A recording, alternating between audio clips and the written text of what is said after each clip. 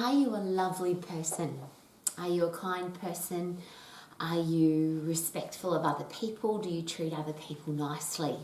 And there's probably a really important question to ask next. Does it matter? Do you want to be a nice person? Is it something that drives you on a day-to-day basis? If you want to have a reputation of somebody who is a lovely human being, if you care about people, if you want to add value to the world, do we need to think about that really carefully? Do we need to put some things into place to make sure that we are that kind of person? And I ask that very personally because I have all of my life. If somebody said to me, Rowie, are you a nice person? I would always say yes. But there's an interesting thing about the human race, about human nature, is if we don't think about something really carefully, if we don't put something into action, if we don't focus on it, is it possible that it can get away with us? And I'll just use the scientific basis for that question. The behavioural scientists will say that there's 4 stages of learning, 4 stages of awareness when it comes to being a human. And the first one is unconsciously incompetent. So we don't know that we don't know. We don't know that we're not good at something. And we probably don't care because we don't know. Then if we learn about something, we become consciously incompetent. So we learn that we're not good at something. Maybe we need to be good at it, but we're not good at it yet. So unconsciously incompetent doesn't matter. We don't know and we don't care. Consciously incompetent means we want to be good at it, but we're not yet. Then we become consciously competent. So we learn how to do it, and we have to think about how to do it really well, but we can do it. And then we become unconsciously competent, so we can do it without thinking about it. And the example that is often used there, of course, is driving. So when you're really little, you don't even know that you don't want to drive, so it doesn't matter that you can't. Then when you're a teenager, you want to learn how to drive, but to drive a manual car, for example, is a really, you bunny hop the car a few times and you stall and it's difficult to drive. So you want to be able to drive, but you can't, and you're learning. Then you learn how to drive, and now it's really conscious. I have to think about first gear, clutch, second gear, brake. How do I do a reverse park? How do I merge? And we're thinking very carefully about driving. And then if you've been driving for a long time, you might be at the point now where you get in the car and you get to wherever you're going and you don't even realise that you drove there because you're just competent at driving. So competent at it that you don't have to think about it, so you're unconsciously competent. So that's the science of all of that. So here's my personal question. Are you unconsciously competent at being a nice person so you don't have to think about it anymore, it's just who you are? Do you have to think about it carefully so you're consciously competent? I need to be nice to that person. I need to be respectful of that person. I need to say please and thank you because it's the right thing to do. I need to impress people, so I better say the right thing and do the right thing. And I'm asking these questions because as an exercise professional, as somebody who has an educational college that is worldwide, we literally have students all over the world. And it's an interesting experience to watch every day how people treat each other and how acceptable or unacceptable behaviour has become. And if I ask somebody who's been rude to somebody else, do you think that that was a kind thing to do or a gracious thing to do or a respectful thing to do?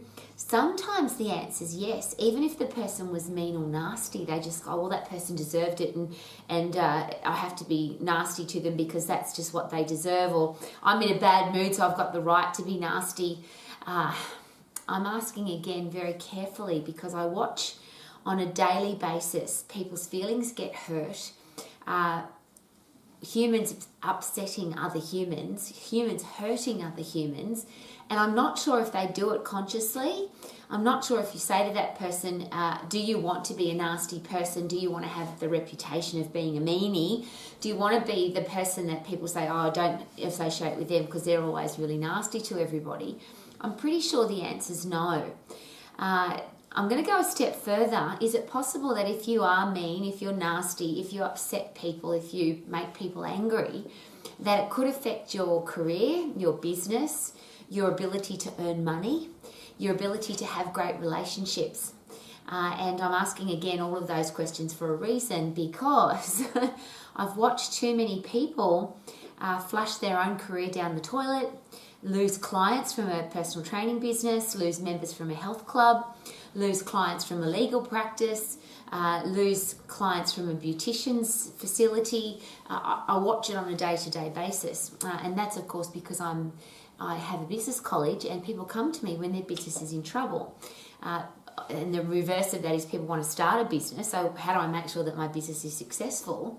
And if I say at the start to somebody, do you think it would be a really good idea to treat all of your customers, clients with respect, to be kind to them, to say please and thank you, to be aware that there's cultural differences, religious differences? I'm pretty sure that most people would say, yes, I think that's a great idea. But I'm going to give you just some simple examples of what might happen if you're not consciously competent. And I'm saying consciously competent because if you go to the next stage, which is unconsciously competent, we get a little bit lazy, I think, yeah? We get a little bit slack. We get a little bit blasé. Oh, look, I'm already good at that, so I don't have to get any better at it. I know that I'm a nice person, so I don't have to keep thinking about being a nice person because I know that I am already. Well, I'll give you this example.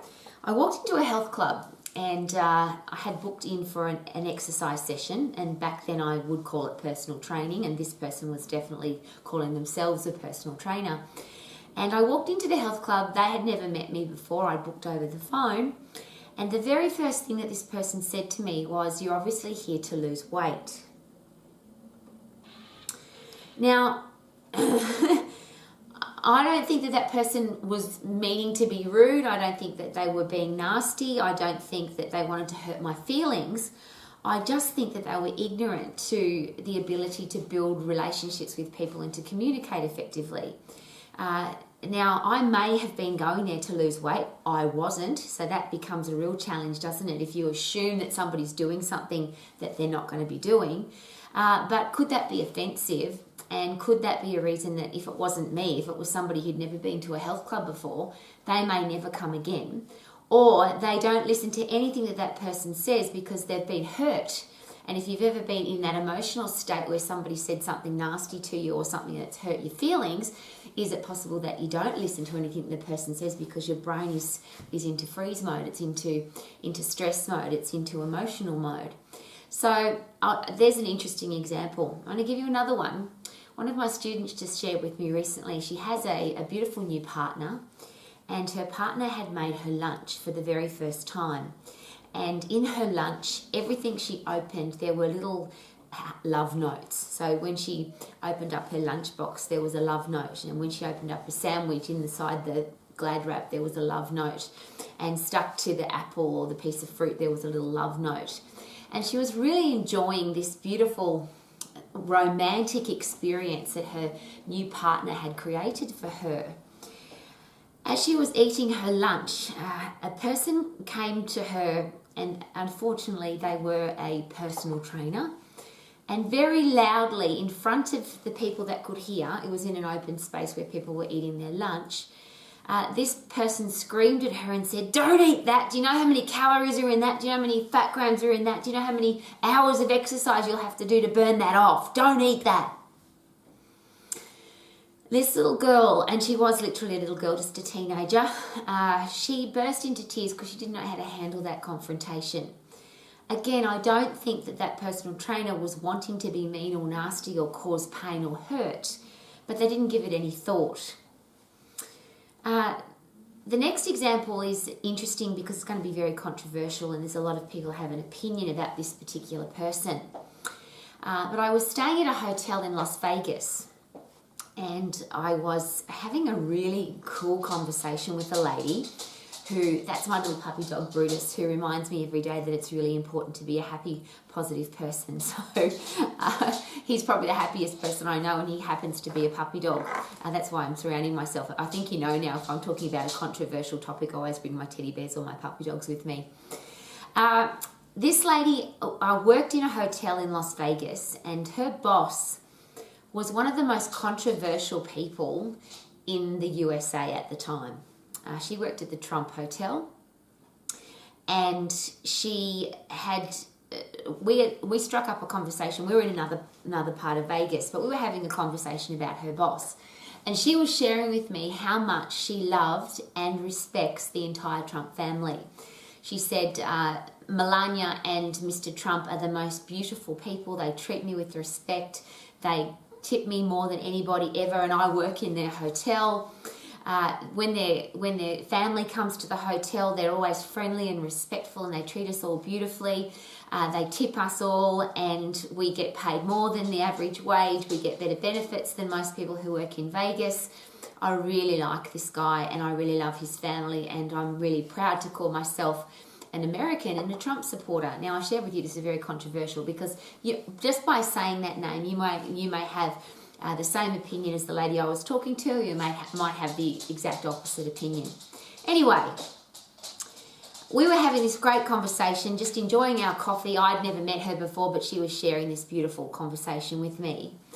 And a person came up to us and said, really aggressively, aren't you the chick or aren't you the bird from the Trump hotel? And she very proudly said, yes, I work in the beauty salon in the Trump hotel. And this person looked at her and said, your boss is a fucking asshole, and walked away. Whew. Now, it was interesting because this lady didn't know me, but she burst into tears, and I gave her a big cuddle, and we had this really emotional moment. She said, how can they say that about my boss, about their family? They're such beautiful people. Now, again, I'm not sure that person, and if we ask that person why they said that, they might have a really strong reason for saying that. They might have a really deep conviction about why they don't like that particular person.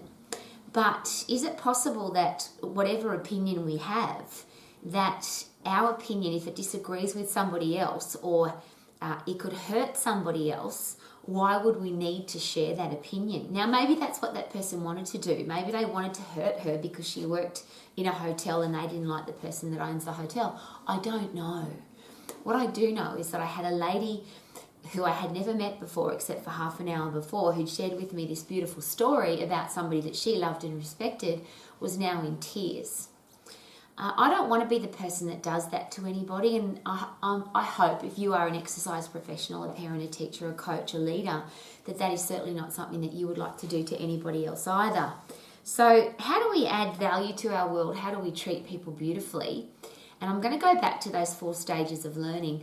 Could it be a really good idea to be in a regular, conscious, competent stage? To be constantly thinking before words come out of our mouth, before we type anything, before we post something on social media. It's so easy, isn't it, to be nasty? I don't like to read social media comments. I just don't. Interestingly, just of the last couple of days, I have found the most beautiful musical experience. And I'm not going to share with you why I love this musical experience. I'm not even going to share with you who it is, because I don't want to have this, but I don't like them, they're terrible. Anyway, I've never heard of this particular musical experience before. I found them on social media. And I found them on social media where people can make comments. And I was so excited to find them, and the comment section was turned on, and for some reason, on YouTube, the comments start streaming. And yes, there were lots of lovely comments about this beautiful musical experience, but there were some nasty, nasty comments about the way these people look, about their music. There was obviously some really die-hard classical people who thought that what these people were doing to music was terrible. And they said some really nasty things to the point that there were death threats. I hope you die for what you're doing or I would love to come and kill you for what you're doing to music. Don't we all have our right to, number one, have our own opinion about music? And we've all got different opinions. If you've got music in you, should you be out there singing or playing or doing your thing? And if you're a parent and you have small children, or you have kids that want to do something in music or the arts or any career path for that matter, could it be a really good idea to want to encourage them to do it? But what do you do now? And I'm not a parent, so I really don't have an answer to this. What do you do when, doesn't matter which artist you are, whether it's music or sport or painting or singing or playing a musical instrument, doesn't matter. If you're good at something, people will say nasty things about you and criticize you. So we've now got to bring up our kids in a world completely understanding that if they're good at something, people are going to hate them for it. Now, people are going to love them for it, but people are going to not only hate them for it, but write really nasty things about it. And I'm just asking again, before you post anything, before you send a message, before you leave a voicemail message, before words come out of our mouth, could we give it some conscious, competent thought? Could we ask ourselves, am I going to add value? Is what I'm going to say add value to my world or detract value from my world? Is what I'm about to say going to make this person feel happy, positive? Will they think that I'm a good person, or I've got a nice character because I've said something nice? Or will it detract value from their world? And unfortunately, again, very confrontational, which is why I always bring my bear. We live in a world now where it's like the world is split into two. We used to say, well, we shouldn't talk about politics, and we shouldn't talk about religion, and we shouldn't talk about sexual persuasion. And as an exercise professional now, I'm quite aware that we probably shouldn't talk about eating or exercise because it's so controversial. But now in the world, we have this very distinct line down the middle between a medical intervention or not having a medical intervention, between believing what the government says and not believing what the government says, by trusting big pharmaceutical companies or not trusting pharmaceutical companies, by believing everything that the media says or not believing what the media says. And there's a big divide. There's a massive divide. Interestingly, because I'm such an old lady, it's been interesting to watch over the decades how people normally don't trust the government, don't trust, well, definitely, there's a joke that says, when do you know that a politician's lying? When they open their mouth. That's been a long-going joke for as long as I can remember. We often don't trust the media, and we always talk about the media, the news being about bad news. Very rarely that we get good news from the media. And we certainly, for as long as I've been alive, have been very mistrusting of pharmaceutical companies. They do wonderful things and create beautiful drugs that help lots of people. But they're also the companies that have had the biggest challenges when it comes to being sued for doing the wrong thing. Now, this is not an argument I want to get into. Please don't get me wrong. What I find really complicated for me as a human being now is how rude and disrespectful we have become of people that have a different opinion to us. And I'm not sure if you've been through this experience, but in the last 2 years, so over 2020, 2021, and now into 2022, and if you're watching or listening to this later on in the world and in the future, I really hope that the world's become a better place and we've learned from this experience. But I cannot count the number of times that I've seen people argue to the point of wanting to punch each other about a medical intervention, about whether the government's right or wrong, about whether the media's right or wrong, and about whether or not a pharmaceutical intervention is good or bad. People in families, in workplaces, relationships, partners, parents, and I've got so many examples now of parents who can't stay with their children, grown adults, because they have a different opinion about what's going on in the world as far as a medical intervention goes. I've got people that have been fired, not because the government said you can't have your job anymore, but because the boss has said you have to do a certain thing my way.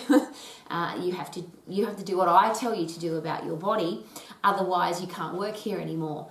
And there's been horrible arguments and people saying really nasty things to each other. I can't change any of that. I get that people are going to have an opinion, and I get that people are going to defend their opinion. I'm just wondering what it will do to us in the future if we ever look back on that. If we are chatting to somebody and we're yelling at them, calling them names, and there's been some horrible names being thrown out. if you were to look back on that, or if it was filmed and you were to look back on that from the future and go, really, is that who I was then? Am I proud of that person? If what you're saying to somebody, or the argument that you're having with your father, or the screaming match you're having with your next door neighbour, if that was caught on camera and then went viral around the world, would you be happy with the reputation, with the consequence of what that argument could bring? And again, this is not an argument about whether or not a medical intervention is good or bad. The question is, who are you as a person? Do you treat people with respect and kindness, and their right to have an opinion, to have a belief, to have a conviction? Or are you trying to change people to your opinion, to your conviction? And again, as 40 plus years as an exercise professional, that's one of those things that has really been, I think, harmful to our profession. I've watched a lot of people yell and scream at other people that you should exercise my way, you should eat my way, you should do what I tell you to do because I've got the right way. And my question is always this, again, very careful because I don't have children, but if you tell your children what to do, and if you yell at them, and if you try and push them into something, if you try and make them feel guilty about not doing something, do they respond well to that? If you want to get people to change their mind, and my question is always why?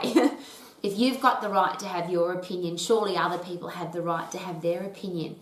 But if you want to change somebody's mind, if you want to get your point across, could it be a really good idea to use this beautiful skill tool, put it into your knowledge toolbox of seek first to understand before you seek to be understood? Now that comes from a book I'm very passionate about, The 7 Habits of Highly Effective People. And just in the name of the book, it's got to excite you a little bit, doesn't it? The 7 Habits of Highly Effective People. And that one of the habits is to seek first to understand before you seek to be understood. So something as simple as don't eat chocolate, it's bad for you. What if you said that to somebody at the time that they had just come off an eating disorder, and this was the first piece of chocolate that they were trying to eat without feeling guilty. They just wanted to eat a piece of chocolate and really enjoy it. And you came along from the outside not knowing what their background was, and you scream at them, don't eat that, it's bad for you. Chocolate's really bad for you, it's got too much sugar in it. We don't know that that's not what happened. What if you and I've seen this happen many times, where exercise professionals have said to somebody, you have to eat meat. Red meat's the best form of iron. Now that used to come out of my mouth on a regular basis because I was just repeating somebody else's opinion. I had become the expert in somebody else's opinion, until it became very clear to me that there were people that don't eat meat for all sorts of reasons. Religious reasons, ethical reasons. People love animals, so they just don't want to eat animals. There are some religions where you are literally sinning if you eat an animal. I don't want to put anybody into that position. So why wouldn't I ask first? Tell me about you, tell me about that. Why do you believe that? Why is that important to you? And find out about the other person. Seek first to understand before we seek to be understood. Now, we all have the right to our opinion. Yes, of course we do. And if you really feel it's important to get your opinion across, could it be easier to get it across if you listen to what the other person's got to say first? Now, you might listen to what the other person's got to say and think to yourself, well, that person's an idiot and I don't want to associate with them because everything they just said to me is stupid. And you have the right to walk away. But would it be nice to find that out before you preach at them and teach them and tell them what to do? Because could that be a waste of time? Because they're not going to change their opinion either. Tippy-toe is an interesting expression. Should we tippy-toe into a conversation? Should we ask questions before we preach, teach and tell so that we don't hurt anybody's feelings, we don't offend anybody, we don't upset people? There are so many times in my career path where I have just said such stupid things, and as the words have come out of my mouth, I wish that I could pull them back in and, why did I say that? And yes, I've lost clients and I've lost members and I've lost friendships and I've lost very important people in my life because I didn't think carefully about what I was about to say. And then you might think that you know something, so you become unconsciously competent. Yeah, I know that already. So I have a great example of inviting some very special people to my house for dinner. And usually I'm a very good hostess, and I love socialising. But I just didn't give it any thought. And I cooked the most magnificent spaghetti bolognese. I tried to say those two words together. And of course, when these people arrived for dinner and I served up dinner, these people didn't eat beef for religious reasons. So I hadn't even given it any thought. I just, I'm really good at cooking spaghetti, so I'm going to cook spaghetti and they're going to love it. So I gave myself a serious uppercut. Now I know not to do that again. I want to be a kind, loving, respectful person. How about you? There's so many times where I wish that I could change what I've done, but of course we can't. We can only learn from what we've done and become wiser, better, stronger, more conscious of. And that's why I'm really aware of not being in that unconscious competence, thinking that I know already how to do that. As an exercise professional, teaching classes is a classic. I'm sure you've seen group exercise instructors that are unconsciously competent. They're really good at teaching class, but they've forgotten the special things about learning people's names and welcoming people to the class and helping people through the class and creating different levels of exercise for people to do during the class. They just do the class the way they know because that's what they're really good at, rather than how can I make this class, this time, the very best class it can possibly be. And I'm going to use Vegas as an example again. There's a really great story about a performer in Vegas who was a bit over it. He'd been playing every night for 5 or longer years. Every night, I think they have one night dark. So 6 nights a week, constantly. And his parents came to watch him perform, and he made comment to his mum or dad and said, I'm a bit over it, I've been doing this 6 nights a week for the last whatever number of years. And mum and dad gave him some really great advice, which I then put into my toolbox for all the teams that I've ever been part of a leadership team for. They said to their son, in the audience tonight, there will be somebody that's travelled from somewhere, either in a state of America or maybe from the other side of the world, just to see you. They've spent their life savings. They've travelled for hours and hours, whether it's in a car or a plane. They've spent money on accommodation. They've bought new clothes. This is the night of their life. They're waiting for the most wow experience of a lifetime, and you're talking about being over it.